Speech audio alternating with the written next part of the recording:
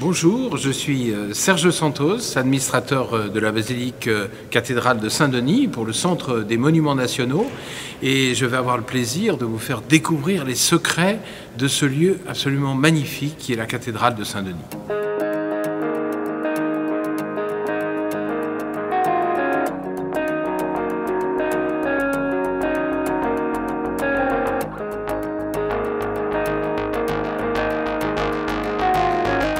Alors nous sommes ici au centre même de l'origine de la basilique de Saint-Denis, c'est-à-dire le lieu où était inhumé Saint-Denis. Saint-Denis, c'est un évangélisateur chrétien qui vient apporter la religion chrétienne et il meurt vers 250-280, décapité par le pouvoir romain à Paris. Et il aurait porté sa tête de Paris jusqu'à Saint-Denis, 6 km à pied, conduit par un ange, une lumière céleste, nous dit le texte, et il aurait été inhumé dans cette fosse qui se trouve à nos pieds. Et tout alentour, nous voyons des dizaines, voire des centaines de sarcophages dans lesquels étaient enterrés des aristocrates francs, essentiellement des femmes, qui venaient ici dans l'espoir d'aller au paradis, d'être au plus près du corps du saint, pour que le corps du saint protège ces personnes au paradis.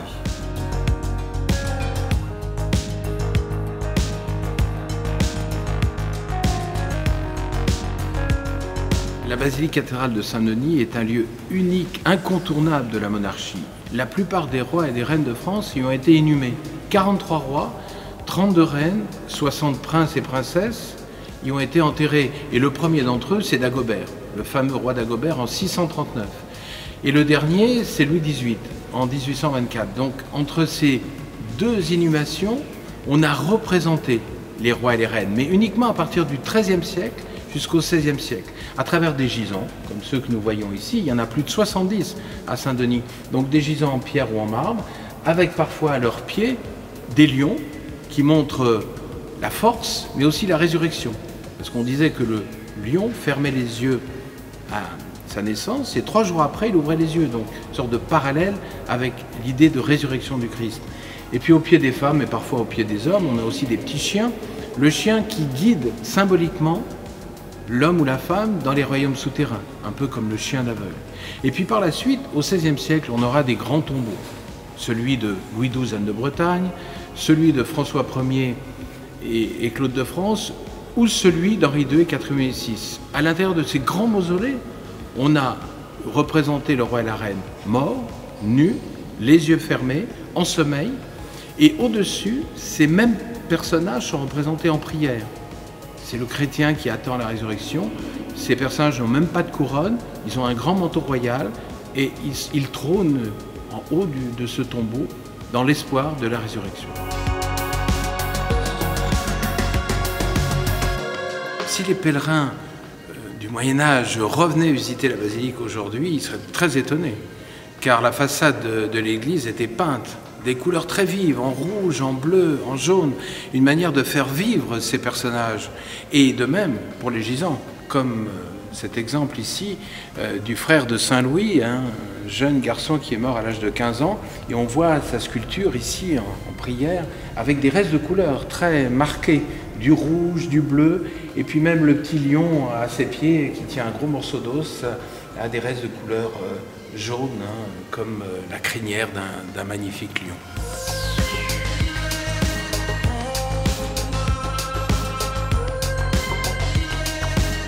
« 1793, le moment de la Révolution, montre une rupture très forte dans la basilique de Saint-Denis.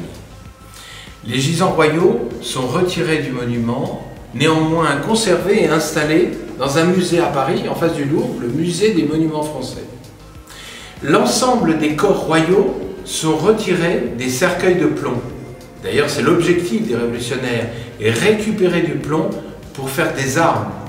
Il ne faut pas oublier que la France est en guerre contre tous les régimes européens qui l'entourent. Néanmoins, en 1815, au retour de la monarchie, le frère de Louis XVI, Louis XVIII, fait rechercher les corps dans l'ancien cimetière jouxtant la basilique, dans laquelle 2 fosses communes avaient été creusées pour y placer les dépouilles royales. Il fait retrouver ces ossements et les fait placer ici, dans cet ossuaire, derrière ces plaques de marbre, dans des cercueils installés dans la maçonnerie. Donc on peut se poser la question, on se pose toujours la question d'ailleurs, où se trouve le corps d'Henri IV, où se trouve le corps de Louis XIV et de Louis XV? Eh bien sans doute ils sont mêlés parmi les autres ossements dans ces cercueils de l'ossuaire royal de la basilique de Saint-Denis.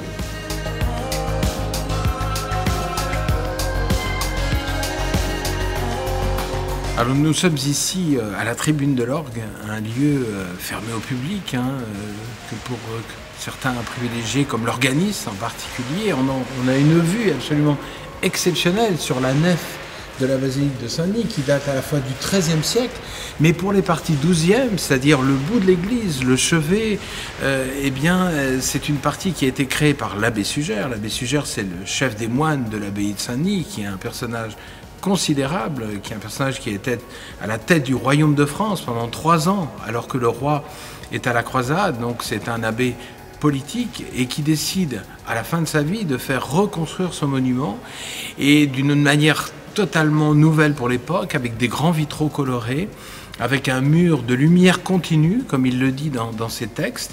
Et on a ici un des premiers exemples de ce qu'on va appeler quelques années après l'art gothique, c'est-à-dire un lieu dédié à la lumière. D'ailleurs, la basilique de Saint-Denis, jusqu'au XVIIIe siècle, a un surnom. On l'appelle la lanterne Saint-Denis pour signifier son maximum d'éclairement.